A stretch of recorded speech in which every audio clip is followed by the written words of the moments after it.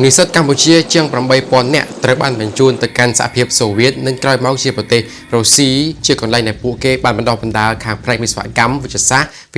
និងការសិក្សាយោធានិងជំនាញជាជីវៈផ្សេងៗទៀតនិស្សិតជាច្រើនក្រោយមកបានក្លាយជាបេក្ខការរដ្ឋាភិបាលមន្ត្រីយោធាគ្រូបង្រៀនវិជ្ជាបណ្ឌិតនិងថ្នាក់ដឹកនាំដែលបានជួយកសាងប្រទេសកម្ពុជាសម័យទំនើបឡើងវិញហើយនេះគឺជាខួបទី70នៃទំនាក់ទំនងរវាងការទូតកម្ពុជានិងរុស្ស៊ីដែលត្រូវបានប្រារព្ធឡើងនៅថ្ងៃទី13ខែឧសភាឆ្នាំ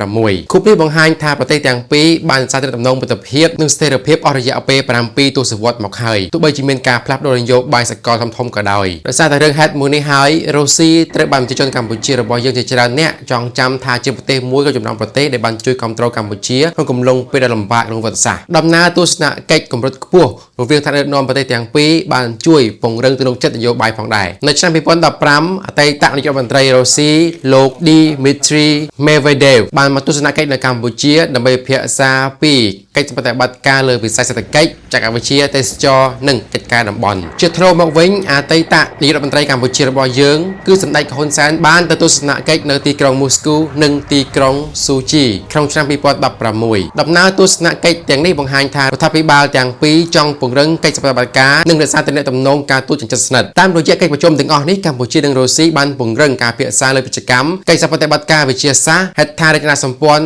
និងបញ្ហាសន្តិសុខអន្តរជាតិកន្លងមកសហភាពសូវៀតក៏បានជួយជាជំនួយជាអាវុធដល់កម្ពុជាយើងផងដែរដែលកម្ពុជាបានប្រើប្រាស់វាមកដល់ពេលនេះគឺជារថក្រោះ T55 រថក្រោះដែលមានភាពរឹងមាំនិងងាយស្រួលប្រើប្រាស់និងត្រូវបានប្រើប្រាស់យ៉ាងទូលំទូលាយដោយប្រទេសជាច្រើនក្នុងកំឡុងពេលសង្គ្រាមត្រជាក់កម្ពុជាក៏បានប្រើប្រាស់រថក្រោះសូវៀតចាស់ដូចជា T54 ផងដែររថក្រោះទាំងអស់នោះត្រូវបានជួយកម្ពុជាកសាងកម្លាំងពះដែករបស់ខ្លួនសម្រាប់ដឹកជញ្ជូនទាហានកម្ពុជារុស្ស៊ីក៏បានជួយជារពះដែកដូចជា BTR-60 ជាទាំងអស់នេះគឺការពារកងទ័ពខណៈពេលកំពុងធ្វើដំណើរឆ្លងកាត់តំបន់សមរភូមិនិងដីរដិបរដុបក្នុងទ័ពអាកាសកម្ពុជាបានទទួលតាមពេលចាក់ផលិតនៅរុស្ស៊ីដូចជា MEL-Mi-17 និង MEL-Mi-8 មកតាមពេលចាក់ទាំងអស់នេះត្រូវបានប្រើប្រាស់ដើម្បីដឹកជញ្ជូនកងទ័ពទាហានសម្ភារៈឬក៏ជួនកាលជំនួយក្នុងកំឡុងពេលទឹកជំនន់ពេលសកម្មជួយសង្គ្រោះនិងក្នុងគ្រាមានអាសន្នទាហានកម្ពុជាក៏បានប្រើប្រាស់កាំភ្លើង Rafale ដូចជា AK-47 ដូចគ្នា AK-47 គឺល្បីល្បាញទូទាំងពិភពលោកពីព្រោះវាងាយស្រួលប្រើប្រាស់អាចទុកចិត្តបានងាយស្រួលថែទាំនិងដំណើរការបានល្អក្នុងស្ថានភាពលំបាកផ្នែកសំខាន់គួរចាប់អារម្មណ៍បំផុតនៃទំនាក់ទំនងរវាងរុស្ស៊ីនិងកម្ពុជាគឺរបៀបដែលសហភាពសូវៀតបានជួយដល់កម្ពុជាឲ្យងើបឡើងវិញបន្ទាប់ពីការដួលរលំនៃរបបខ្មែរក្រហមនៅក្នុងឆ្នាំ1979ក្នុ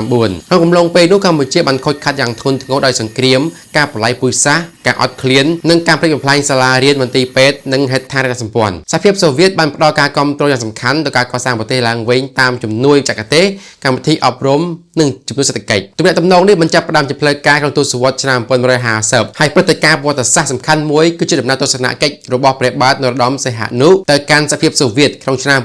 1956ដំណើរទស្សនកិច្ចរបស់ព្រះអង្គបានជួយពង្រឹងទំនុកចិត្តនិងមិត្តភាពរវាងប្រទេសទាំងពីរក្នុងកំឡុងពេលសង្គ្រាមត្រជាក់ចាប់តាំងពីពេលនោះមកកម្ពុជានិងរុស្ស៊ីបានបន្តសហការតាមការទូតពាណិជ្ជកម្មការអប់រំនិងការផ្លាស់ប្ដូរវប្បធម៌គ្នាកិច្ចសហប្រតិបត្តិការសេដ្ឋកិច្ចរវាងប្រទេសទាំងពីរកំពុងរីកចម្រើនឥតឈប់ឈរកម្ពុជានិងរុស្ស៊ីបានធ្វើការរួមគ្នាតាមរយៈគណៈកម្មាធិការអន្តរជាតិរដ្ឋាភិបាលស្ដីពីកិច្ចសហប្រតិបត្តិការពាណិជ្ជកម្មសេដ្ឋកិច្ចវិទ្យាសាស្ត្រនិងបច្ចេកទេសគណៈកម្មការនេះជួយភាគីទាំងពីរពិភាក្សាអំពីឱកាសវិនិយោគថ្មីៗគម្រោងពាណិជ្ជកម្មនិងភាពជាដៃគូបច្ចេកទេសនៅក្នុងខែមេសា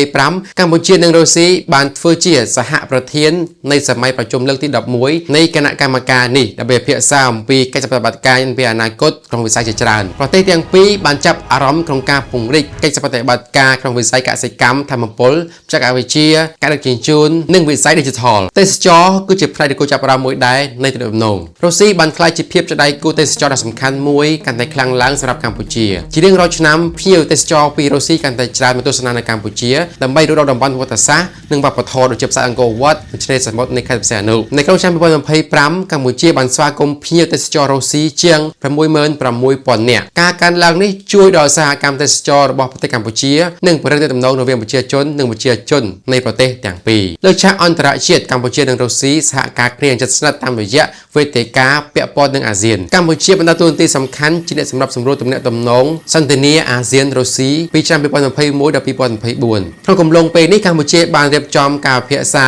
និងគម្រោងសព្វប្រតិបត្តិការរវាងអាស៊ាននិងរុស្ស៊ីក្នុងវិស័យដូចជាសន្តិសុខសេដ្ឋកិច្ចការអប់រំនិងការវិវត្តសង្គមប្រទេសទាំងពីរក៏បានគាំទ្រដល់ការសន្ទនាដោយសន្តិវិធីការគោរពច្បាប់អន្តរជាតិនិងកិច្ចសព្វប្រតិបត្តិការពហុទូរនទីក្នុងកិច្ចការតំបន់និងសកលលោកដោយសម្លឹងទៅពេលអនាគតកម្ពុជានិងរុស្ស៊ីមានគម្រោងពង្រឹងកិច្ចសព្វប្រតិបត្តិការក្នុងវិស័យថ្មីៗដូចជាបច្ចេកវិទ្យា Digital ភាពធន់នឹងអាកាសធាតុការអភិវឌ្ឍប្រកបដោយចីរភាពការអប់រំនិងវិទ្យាសាស្ត្រផងដែរខួបទី70នេះមិនត្រឹមតែជាការអបអរសាទរប្រវត្តិសាស្ត្រប៉ុណ្ណោះទេប៉ុន្តែវាគឺជាសញ្ញាមួយដែលបង្ហាញថាប្រទេសទាំងពីរចង់បន្តការកសាងភាពជាដៃគូដ៏រឹងមាំសម្រាប់មនុស្សជំនាន់ក្រោយបងប្អូនទាំងអស់នេះហើយគឺជារឿងរ៉ាវពាក់ព័ន្ធជាមួយនឹងប្រទេសកម្ពុជានិងរុស្ស៊ីរបស់យើងដែលកាលពីសម័យសង្គ្រាមត្រជាក់សហភាពសូវៀតបានជួយកម្ពុជាច្រើនមែនទែនទៅលើខាងវិស័យយោធាហើយរុស្ស៊ីក៏បានជួយគ្រប់គ្រងទៅដោយខាងទ័ពអាកាសនិងខាងកងទ័ពជើងគោកជើងទឹកផងដែរនៃរពាសដែករថក្រោះជាដើមឬក៏កំភ្លើងជាដើមតែបងប្អូនគិតយ៉ាងណាដែរចំពោះសហភាពសូវៀតឬក៏រុស្ស៊ីនៅពេលនេះសម្រាប់ខ្ញុំចង់ឃើញកម្ពុជានិងរុស្ស៊ីនៅតែបន្តសហការគ្នារហូតដល់ពេលនេះនិងពេលអនាគតផងដែរបើពេញចិត្តនៅវីដេអូមួយនេះសូមជួយ share និង follow page មួយផងបាទបើទស្សនាក្នុង YouTube subscribe នៅ YouTube channel របស់ខ្ញុំដើម្បីបានវីដេអូថ្មីនៅពេលក្រោយសូមអរគុណច្រើនជួបគ្នានៅវីដេអូក្រោយសូមឲ្យសំណាងដល់ក្រុមគ្រួសារសូមអរគុណ